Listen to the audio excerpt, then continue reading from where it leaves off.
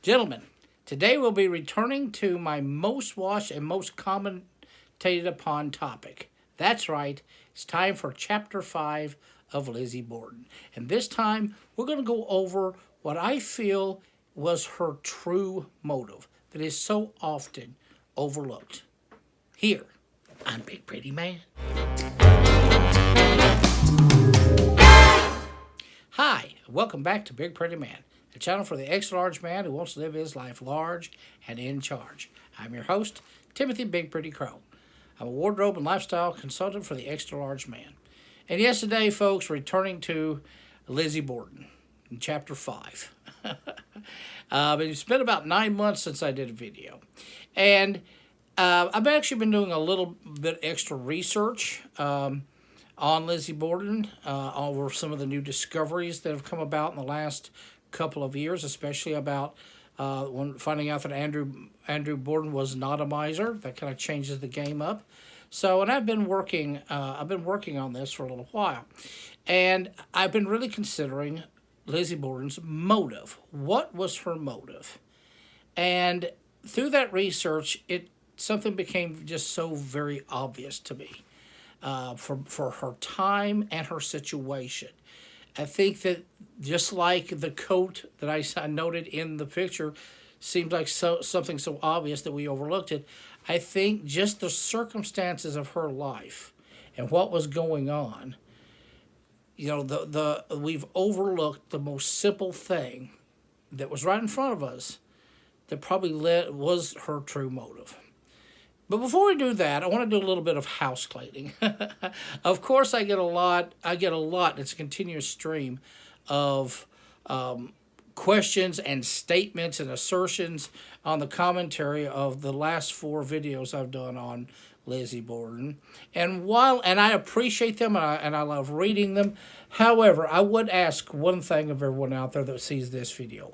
Before you make a comment, please, please go back and watch the other 4 videos I've made, because I'm finding that a lot of times when people are making these statements, it's something that I already discussed and went over and answered in one of those prior videos that someone hasn't seen. And I get really tired of having to repeat myself. In reply, I've got where I'll just say, I went over this video 2, see video 2, or see video 3. And so please, before you make a statement, before you ask me a question or bring up a topic, look and see if I've already answered it. Okay? Thanks. I still keep the questions and the commentary coming. And I've been really, once again, amazed at how much misinformation is accepted out there. And I had to tell you this, folks, but a lot of the misinformation that people are stating to me as fact doesn't come from really a lot of documentation. It comes from the movies. Especially the last 2 movies that were made about Lizzie Borden, or so the rest come from documentaries. And as I've said before, documentaries cannot always be trusted anymore. With so much more mass media, so many more companies making documentaries, so much more stuff on the streaming service, with the cable services, Fire Stick, all of that. There's so many apps, so many channels that are making these documentaries. It's starting to get a little shipshot. They're starting to get where their research is really lacking. Not just on Lizzie Borden, but on a lot of things. I'm finding the documentaries I'm seeing now is what I would see like in the 80s and 90s, ones that come on TLC and Discover and all that, History Channel. They're not nearly as good. They're going from a lot of speculation, a lot of very loose theories, sometimes even radical and ridiculous things. So you really have to be careful what you learn from documentaries. But either way, I keep getting more and more of these new concepts, these new theories, these things, and I keep having to knock them down. And I'm going to cover a couple of those today. One of them that I want to go over that I'm hearing a lot about, and I've talked about before, is them moving the bodies. Well, I established a couple of videos back that that's not true. They didn't move the bodies. That was right in the testimony of Dr. Borden, that that the bodies hadn't been moved. But not only that, I noticed something in one of the crime photos of Abby Borden that I found very interesting, and it's this one right here. I want you to look at that. Now you can see in this, that's her laying on the floor, and you've got and you can see the camera inside of the mirror there. Now, I want you to look at that and tell me what's missing. Where's the bed? There's no bed there. And actually, if you look, that answers a lot. If you look at her head, she is laying in a puddle of blood. That's not smeared. It's not been moved. So she's not been moved. That's the way they found her. What they did do is move that bed out. It looks like they moved it completely out. At least tipped it. I don't know what they've done with it. But, you see the camera, you see the floor. The bed is gone. So they didn't move the body. They moved the furniture. They moved the bed. Now, it was said that she was crawled a little underneath the bed, and that, people said they pulled her out a bit. No, they didn't pull her out. Which they did the more logical thing, and they moved the bed. So I find that very interesting. Sometimes the answers to these questions are right in front of our eyes. And right here, you can see, this is proof. They moved the bed. They didn't move her. She's still laying in her puddle of blood. Okay, that is one little issue that I wanted to bring up. And another one that I keep getting asked about, and this, once again, part of my house cleaning here, lately, I've been asking people saying, oh, well, Andrew Borden was a cruel man. He was cruel to Lizzie. He killed her pigeons. He went up in the garage and up in the barn, and he killed her pet pigeons. Folks, this is another one of these rumors, a little bit of fact that got blown up into way out of proportion. It's right in the same lines as Lizzie Borden. They said Lizzie Borden used to kill kittens and little chickens and birds and use them. She would kill them so she could make little mock funerals and all of that. That is all completely untrue. That was an urban legend that wasn't true. And this one has a little kernel of truth, but overall, it's got blown out of proportion, like I said. And the truth is, yes, he did kill some pigeons. However, they weren't Lizzie's. Lizzie didn't have pigeons. She didn't have pet pigeons. Basically, what had happened was some pigeons had got into it and roosted in the barn, and they were crapping on Andrew Borden's hay, which I guess he's using for his horse. And, of course, that's dangerous to horses. They can't be eating bird feces. That can make them sick. And, they were crapping all over this hay, and he went out there and killed them. Now, I've heard two different ways that he killed them. I heard that he had shot them, but however, in the court transcripts, it was stated that he wrung their necks. But this had nothing to do with Lizzie Borden. This was actually even in the Elizabeth Montgomery movie, where he went out there and he killed the pigeons with a hatchet and all this and wiped the blood on her shirt, and she was crying, "They were mine." She didn't have any pigeons. And once again, but because of the movie is one of the reasons I keep hearing this statement. It's nothing people really researched. So that story's not true. But it's like, well, he did kill the pigeons. He wrung their necks. That shows a cruelty of a man. You know what? This is 1892 and not present day. And we're far more sensitive, especially in urban areas and all that, about these type of things. The idea of animal rights was not such a big concept as it is now. This was much more of a tongue-to-cheek, hand-to-mouth type of living back then, and people were used to much more hands-on living. So, for him to kill these pigeons is not a big thing. I mean, they're saying that makes him cruel. Well, then my grandfather and my parents and all that were cruel because we lived on a farm, and we'd come and cut a chicken's head off to eat for dinner, and and shot rats and things like that. Did that make us cruel? Make them bad parents? Of course not. And this simply because this man went out there and wrung the necks of some pigeons that had been crapping on the hay he bought in his barn for a horse that'd be worth a lot more than a pigeon.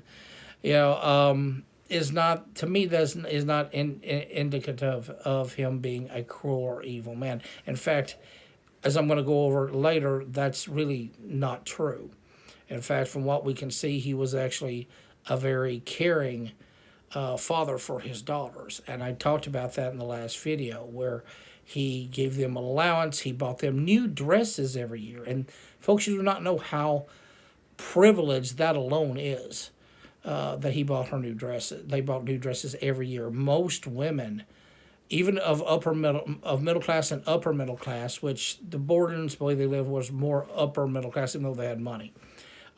Most women had a couple of dresses they would wear most of their lives. They usually had maybe up to 5 to 6 dresses total, and they would change those out through the day. And they had certain ones for going out, for walking and receiving guest dresses, and that was it. It's very, very, and for a woman, it was very, very rare to get a new dress.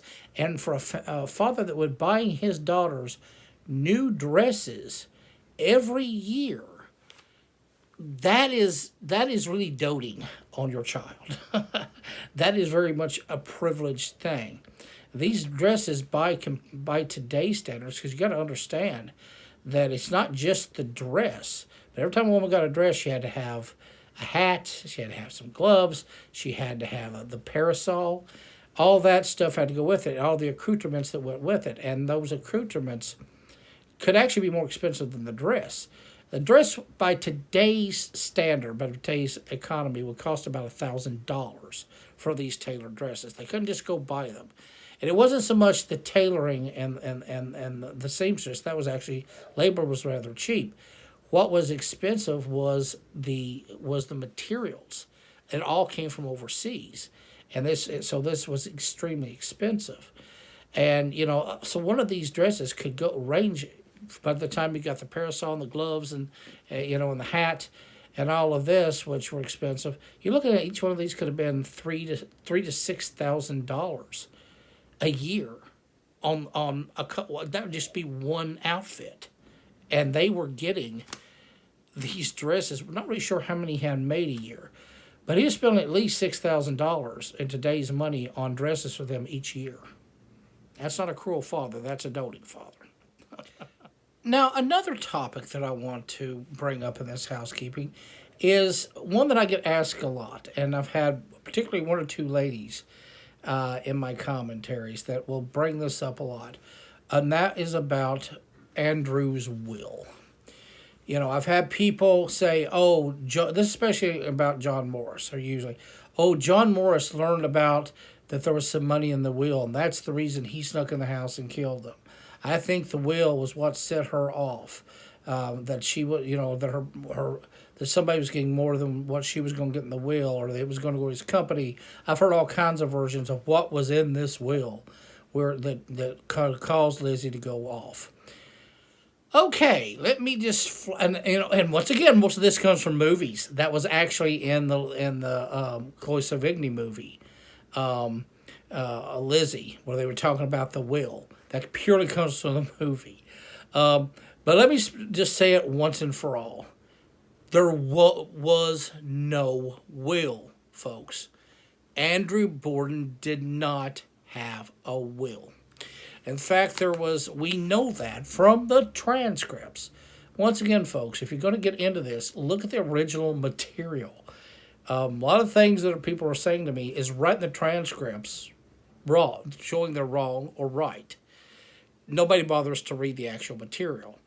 But in the material, we know that there was a gentleman who was basically the accountant for the Bordens, for Andrew Borden, for many years. His name was Charles Clark Cook, or Coke. I think it's Cook. And he had been with Andrew long before the murders, and then afterwards he was actually the financial advisor for Lizzie and for Emma. And actually he helped them buy the house and sell the old house. he'd been a very trusted member of their company family for many decades. In fact, Lizzie Borden left him both money and property in her will. She did have a will, and Mr. Cook said on the stand in the transcripts when he was asked about a will, he said that Andrew Borden did not have a will and had never discussed having one. So that's it. There was no will. So all of these conspiracy theories people come up with or bring to me about, oh, it was about the will, and Morris learned about the will, or Lizzie found out something about the will. There was no will. So we can throw all that out. Now, why didn't a man as well off as Andrew Borden not have a will?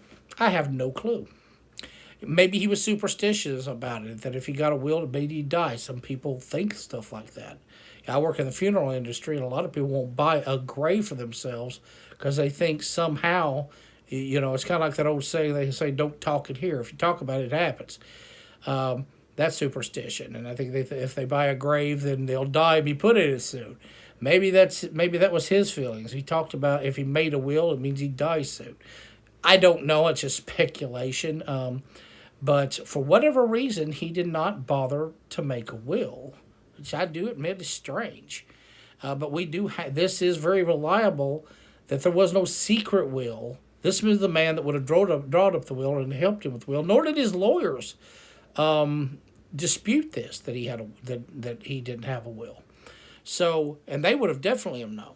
So, and it would have been a point in court. It wasn't, because Andrew Borden, for whatever reason, never made a will. However, I do think that the inheritance part is going to lead into the motive, which I'm going to talk about after I clean all the house of all this other stuff. Okay, now the next thing I want to talk about is, and I've had a lot of people bring this to me, is about the so-called illegitimate son of Andrew Borden, a man named William Borden. And there's actually been a book written about this by a man named Arnold Brown, who put out this entire book about, supposed to be the conclusive story of how William Borden was the illegitimate son of Andrew Borden, and he resented his father for not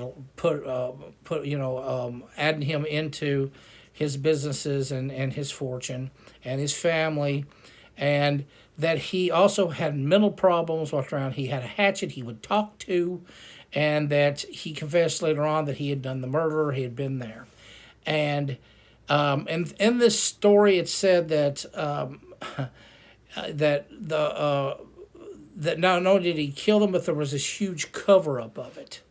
He goes into all of this about this huge cover-up, that there was this group called Mellon Group that all the lawyers was in on it, Lizzie was in on it, and even that Lizzie helped cover it up, and she'd even agreed to the trial, going on trial for murder, by which she could have been hung, and there was all a mock trial, everybody was in on it, this huge conspiracy theory, and, all to cover up that William Borden had done it.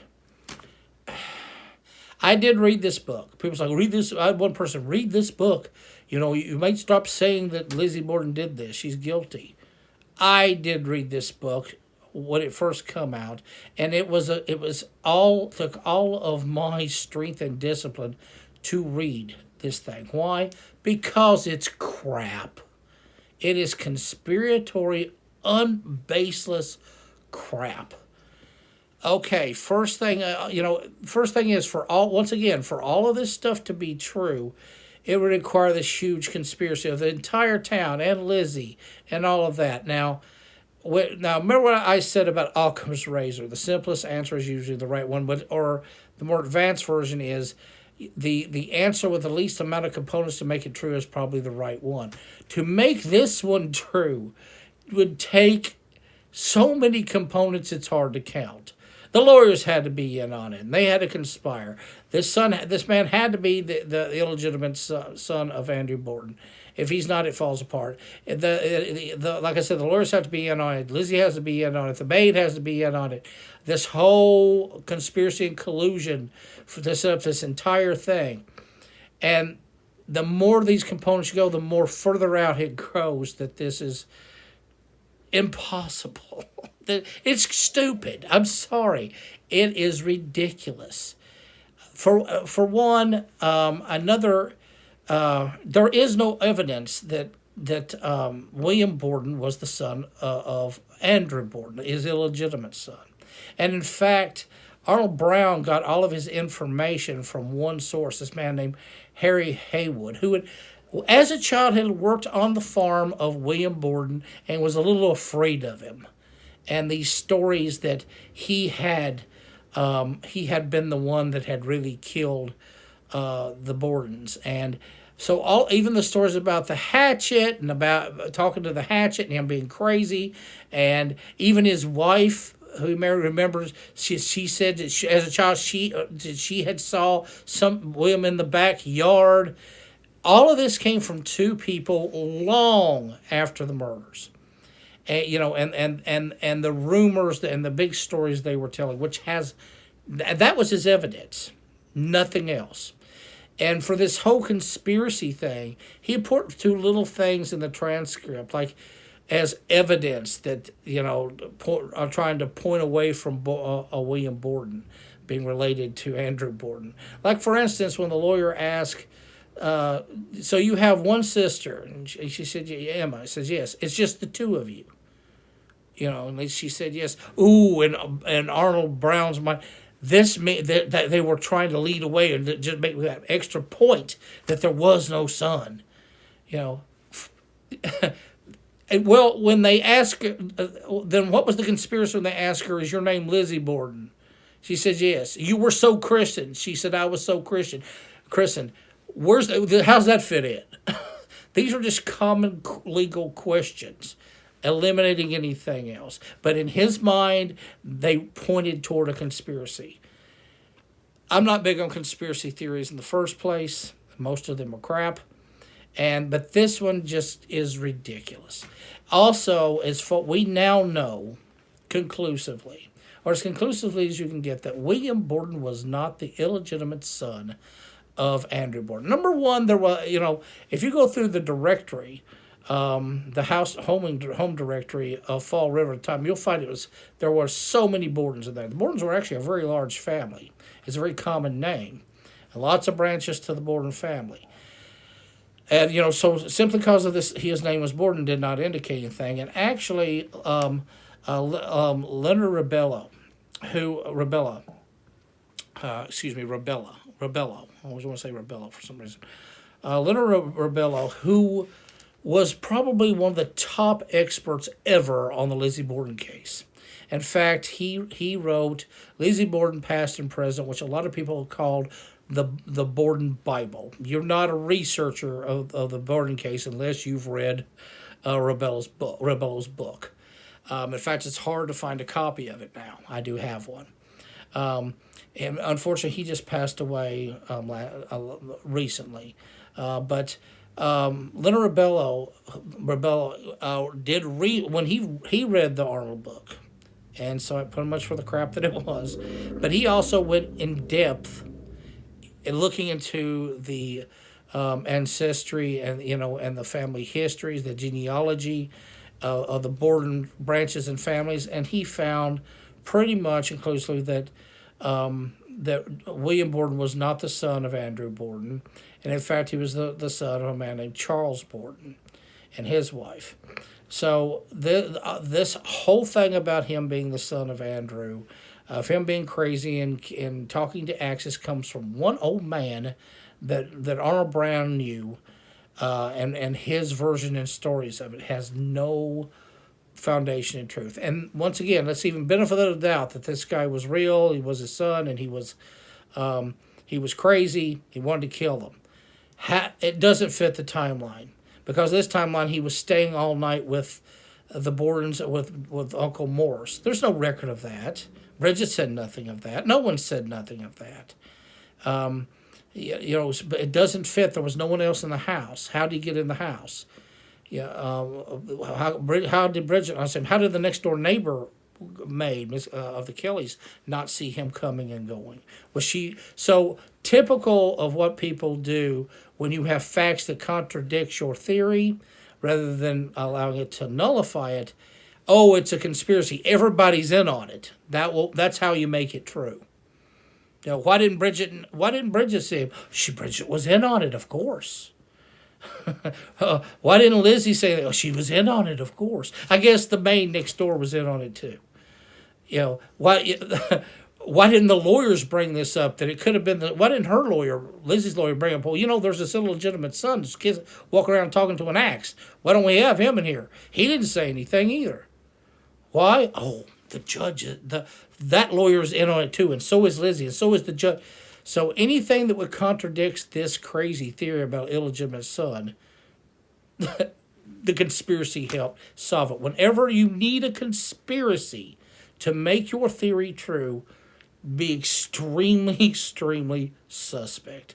And basically, this whole thing about the illegitimate son, about this crazy conspiracy and mock trial, it's crap with no supporting evidence. It's baseless crap. There was no son. There was no illegitimate son.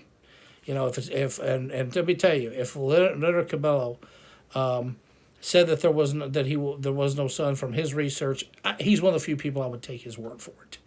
But he didn't just offer his word. He was a real scholar. He offered actual evidence. So rare in this case. Rest in peace, Leonard, and thank you. And now I would like to talk about the actual motive. In my first video, when I was under the understanding that Andrew Borden was a miser, and that Lizzie wanted to move up in the world, and that was most likely her motive, and that's been the motive that's been most accepted by most experts and historians, is that her most likely motive was his money, and so she could buy the house and get out of his miserly ways and live in society she'd always wanted. However, we now know that breaks down, because we know that as I was talking before, Andrew Borden was not a miser. In fact, quite the opposite. He doted on his daughters. Now, it is true that he preferred to live down in the more industrious part of town, which probably did remove them from upper society, where they could have attracted potential husbands of their status, and that may have very well led to the fact that they never married. There may have been some resentment over that. And yes, I think that even though he was not a miser, he was really kind of set in his ways. He saw no need to move. He had a nice house that he had renovated. Actually, he renovated one whole floor of it. He put in radiator heat. He put in some running water. So he had upkept this house, and I guess he saw no reason to move up on the hill, even though his daughters may have wanted to. But in all truth, his daughters, unlike people talking about that they were having to live in squalor compared to their means and all that, is bull. That's not true. Like I said earlier, this man paid all of their bills, pay their upkeep, their food, all of their expenses, bought them what is today would be equivalent to maybe about $6,000 worth of tailored clothing a year. And he's even give them a $4 allowance a week, which is equivalent to about $138 just for pocket money, just to carry around, just do some things they wanted to do. Maybe get some of their feminine stuff, things like that. But they were completely pampered and taken care of. These were not miserable women. Now, I'm sure they were not happy by the status and their culture and expectations. They had not married, but considering that situation, they were fairly in a very well kept position. And unlike the original theory that that Lizzie did this to keep up, to have a better life and a bigger home, I think it may have been a much simpler explanation, is that actually she was trying to keep up the status that she already had, which was being about to be threatened. And I think that was the true motive. What was the real motive? I believe, my speculation based upon the evidence that Lizzie Borden did this, was one simple overlooked thing. Her father was a month away, just a little less than a little more than a month away from turning 70 years old. That, I think, was what was her true motive. Oh, and to understand what I mean by that, we have to understand what it was like to be a woman of Lizzie Borden's status and from the type of family and society that she came from and the time period that she came from in the Victorian age, toward the end of the Victorian age, and the position of women in that time. A lot of times when we think about the motives and all of this and who did what, we think of it from our own time. You can't do that. The Victorian era is so completely different than the way things are today. And you have to look at it within its contemporary time. And from that situation, Lizzie Borden and her sister were on the verge of a major life crisis that could hit any time.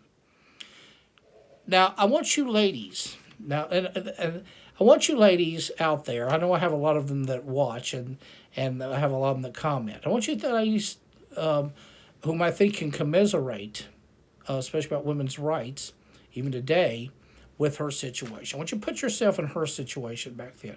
Okay, Lizzie Borden is in her 30s. She's 32 years old.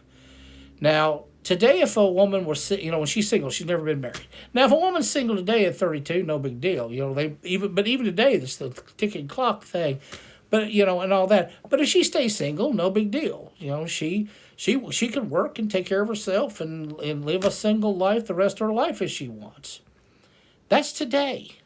Not in 1892, and especially a place like Fall River, which was very socially conscious and had a very strict and harsh social hierarchy. So put yourself in her place. You are 32 years old. You are unmarried. The chances now that you will be married are so slim to practically none. In fact, it was even written at the time about women who did not marry and got up older into their 20s and 30s. One author called it a deplorable accident. It was seen as a shame upon that woman, as though there was something wrong with her. Always her fault, never the man's, of course, or the society's. It was her fault that something was not right with her, that she was not able to get a husband. She lacked somehow in her skills or education or humility, that she was not able to get a husband. It's her fault. And so she was really damaged goods. And even with money, she'd have been damaged goods.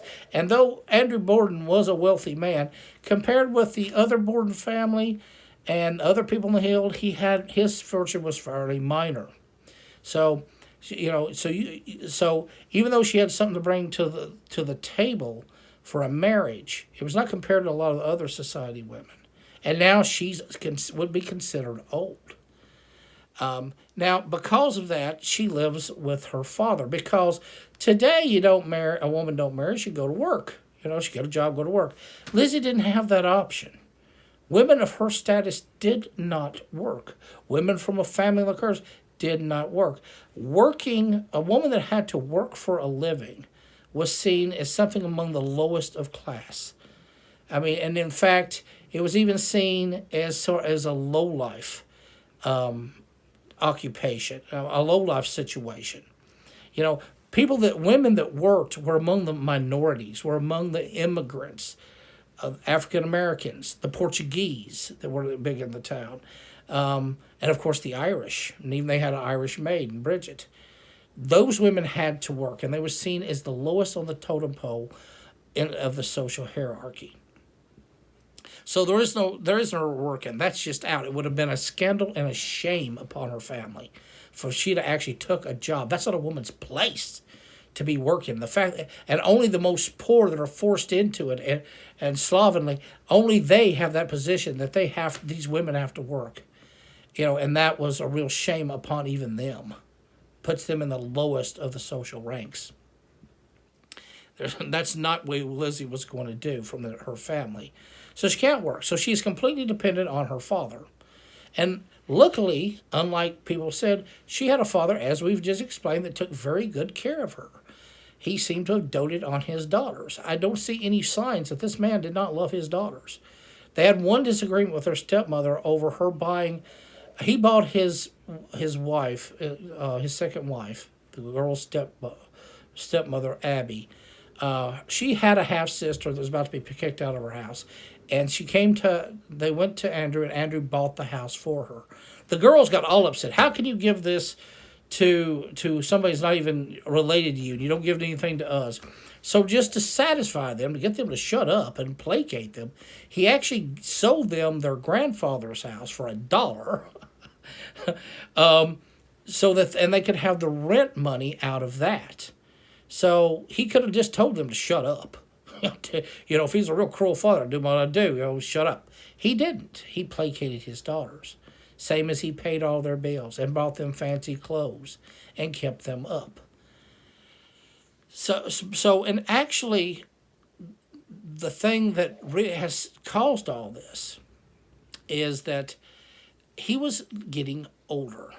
He was getting about to turn 70 years old. And this had to have terrified both daughters. Why? Because number one, there is no will for whatever reason. And therefore, the law would mean that the money, that if he passed away, then the money would go to his wife. She would have control of all that fortune, not his daughters. So these two grown women, one 44, one 30, one in their 40s, one in their early 30s, will be completely dependent on their stepmother for any type of living. And as we know from the testimony, they didn't get along. Lizzie and Abby did not get along. There was never a mother and daughter bond. She stopped calling her mother and called her Mrs. Borden. She no longer took meals with the family, no longer took meals with her stepmother. And this is the human being that at any time could have complete control of her life. Think about that as a woman. Think about that your father dying could completely destroy your life. You could end up homeless. You could end up having to scrape and beg from a stepmother for every need you have, from the food going in your mouth, the clothing going on your back, even and any need that you had, even buying soap would have to go through her. A woman that you don't like and does not like you. And Andrew Borden now, and all this was, this whole lifestyle of the dresses and the money and the prestige, and all of that was dependent on Andrew surviving. And life expectancy, if you look this up, life expectancy at 1892 was actually in your 40s. That's what, and even up into the 1920s, when Lizzie died, it was around 60s. This man is less than a month from turning 70 years old. Lizzie and Emma would have known this. He was on major borrowed time. One good flu epidemic, one chill come through, and these women could potentially have been out on the street with nothing. Nobody, no security net. Think about that, being put in that position. Your father is about to turn 70. He could die any time. And if he dies, your life is destroyed. And you have no alternative. If Andrew had died and left this to to his wife. And she could have very easily cut them off. No clothes, no money, no nothing. No husband to fall back on, no other potentials. And what's she going to do? Is she going to go to work? Let's say that she could go to work. What's she going to work doing? Really, for women back then, there were three occupations: seamstress, maid, or a teacher. And who's she going to become a maid? Who's going to hire her as a maid? She has no experience.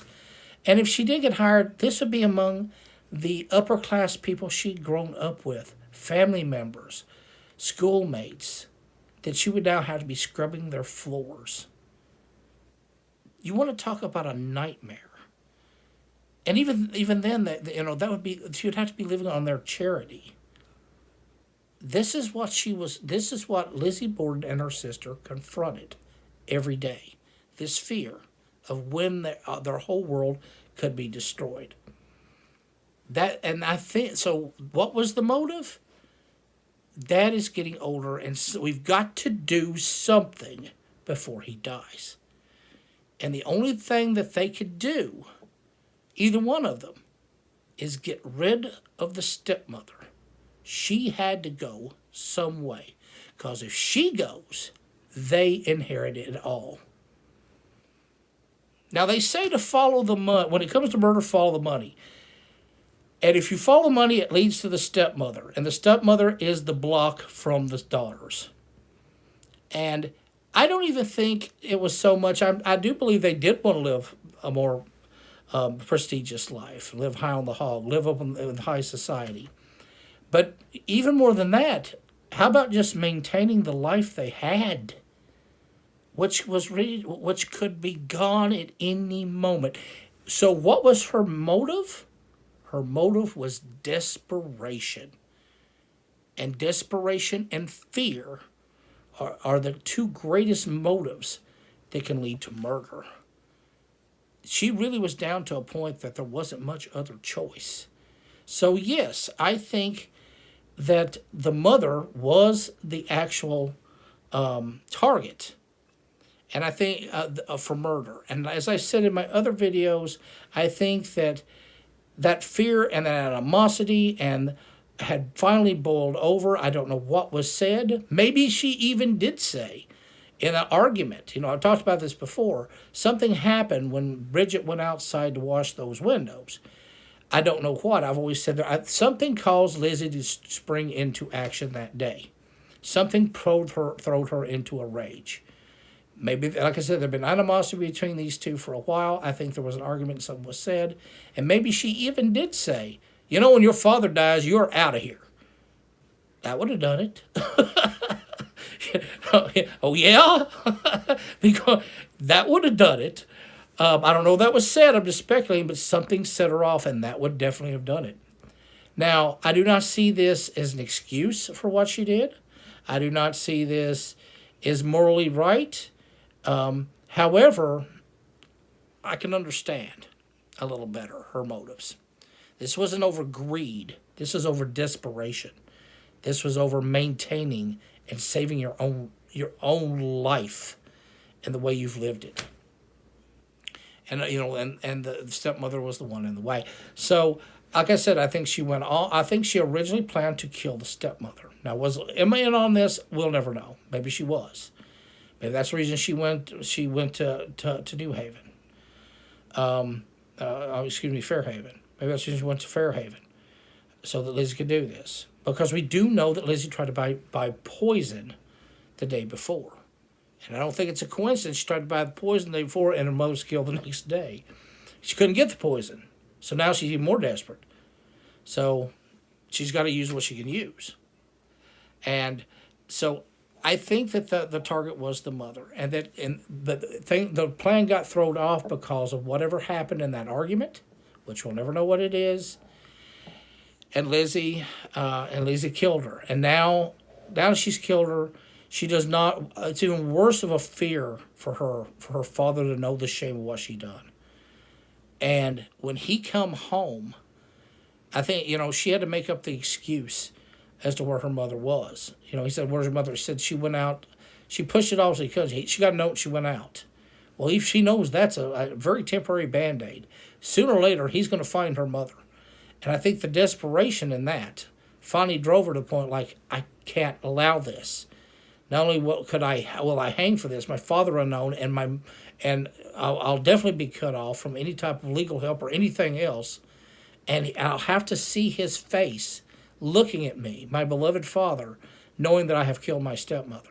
A lot of people say, well, she destroyed the whole side of his face. Maybe it's because he molested her, or she wanted to destroy that face because of that reason of anger. How about she wanted to destroy that face that may be looking at her with guilt in his eyes and condemnation, knowing what she had done? Maybe that's why she destroyed the side of his face. She didn't want to see it when she was doing it. To kill him is easier to destroy his face than to look him in the eye. I think that makes more sense. If you want to get psychological on it, that makes more sense and more fits the situation. So she killed her father. And of course, then and there's something else too I wanted to mention. This is about Bridget. We always say, what did Bridget know? What did Bridget not know? There was that incident. I talked about it before, and I started thinking about it. There was this incident where when Bridget was older and she was living, in another state out west, and she got sick and she went to the hospital. She was dying. She was very ill, and she told one friend who came to her, said, "I helped Lizzie at that trial." And then the next day she was better, and she said, they asked her, but she said, "I don't want to talk about it." What did she mean? How did she help Lizzie? I think I may know why. I think I have my own speculation that fits the evidence as to why. Did she know that Lizzie did this? Did she see something that Lizzie did? No, I don't think she did. In fact, I think it's just the opposite. I think that she fully believed Lizzie was innocent. We do know from people and family around her that she would talk about Lizzie, and she would talk about Emma, and apparently she was very fond of them. They got along very well. She was younger than they were. Lizzie was in her 30s. At the time, Bridget was about 25, so she was younger. And, but these still women within an age, and they were very fond of each other. They got along very well. She saw Lizzie as a friend, and Emma.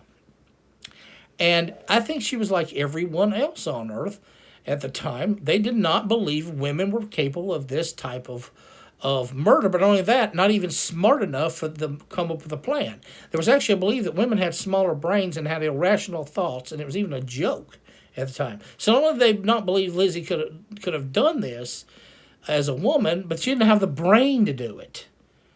The prejudice back then was incredible. But the thing is, Bridget would have been the same way. This is a person she knew. There's no way she killed her father. She loved her father. This is a man would have did this. She didn't do this. And she was her friend. I think that she fully believed she was innocent. And I think that may have been one reason she may have covered something up. Nothing major. But as we know, when Andrew Borden got home, Bridget went upstairs to take a siesta, to take a nap. She'd been outside in the hot heat. She went upstairs to take a nap. And I've always wondered, was that her common practice? And did she do that every day? But I'm wondering about something. Did Lizzie say, "Hey, Bridget, you've been working hard outside. Won't you take a break? Won't you go upstairs and lay down?" And Bridget took advantage of that. Well, Bridget never said anything about why or who suggested that she go upstairs and take a nap. Was it her own idea or was it suggested? Because Bridget would have known that if she had said, "Lizzie suggested I go upstairs and lay down," well, that would have been opportunity. She was setting up her opportunity to kill him. They could be argued by the prosecuting attorney to that, and Bridget knew that she, it could be seen wrong. I don't think she believed it. I think she'd be seen as wrong. She was just suggesting I take a nap. Had nothing to do with the murder. She didn't do it, but she seen in her mind how that could make Lizzie look bad. So I think it's just my speculation. I'll never know. Bridget's dead, and she's the only one that knows. But I think there's a possibility what she meant was, it wasn't so much what she said, what she didn't say, and what she kept to herself. And that was that Lizzie was actually the one who suggested she go up and take a nap. And I think she did not reveal that because she believed Lizzie was innocent and was not capable of these murders. And for one thing, these murders traumatized Bridget for the rest of her life. Now, you understand, today, we're kind of used to violence in movies and, scary movies and all this, and the blood and the shooting and the cutting and all that. We kind of become, conditioned to that. It doesn't bother us anymore. But you understand, that didn't exist in the 19th century. You didn't see that type of blood and gore, even depicted in any type of play or anything like that. That would have been unheard of. In fact, think about the first Dracula movie with Bela Lugosi. That, of course, that came out many decades later. But still, at that time, he had no fangs, there was no blood, but people were scared to death of that movie. People passed out at Dracula. Now, which was not violent at all, no blood, no nothing. He didn't have fangs. Now, imagine if you were a 19th century woman and you walked in and seen a man's face hacked in, blood running. It traumatized Bridget. It's the reason she didn't talk about it. She moved away. And everybody would bring it up, she would shut it down. That event and seeing that traumatized her for the rest of her life. But at the same time, I think that she did help protect Lizzie from and that may have been what she meant when she said, "I helped Lizzie" at that trial. She didn't say Lizzie's the one that suggested I go upstairs. I think it's a possibility. Well, okay, folks, that's all I've got for this time about Lizzie Borden, and a new theory about her motive. And I think in the long run, we look at the situation, we look at the Victorian times, the way the condition of women, and the situation of women, and look at the circumstances of Lizzie's life and her income and her very lifestyle. I think the motive becomes clear that it wasn't about greed, it wasn't about necessarily living a better life and a higher life, but maintaining her life. Because an imminent death that would be sooner than later was going to destroy her world. And that desperation drove her to pick up that hatchet or that iron and do what she had to do. Like I said, I don't condone it. But I understand. So, and folks, yes, I enjoy doing these. I'm not saying this is the last one I'll do. I'll do more as more comes up. But you know what? If you haven't already joined my channel, please hit that little button and join and give me a like. And I love hearing. Please keep the comments coming. Only thing I ask once again is please watch all the videos before you ask me a question, because I may have already answered it for you. Okay? So, once again, Lizzie Borden is one of my passions, and I'm glad I'm sharing it with you. And you know what? You go out and you take care of your passions, and while you do it, you stay pretty. Till the next Lizzie Borden.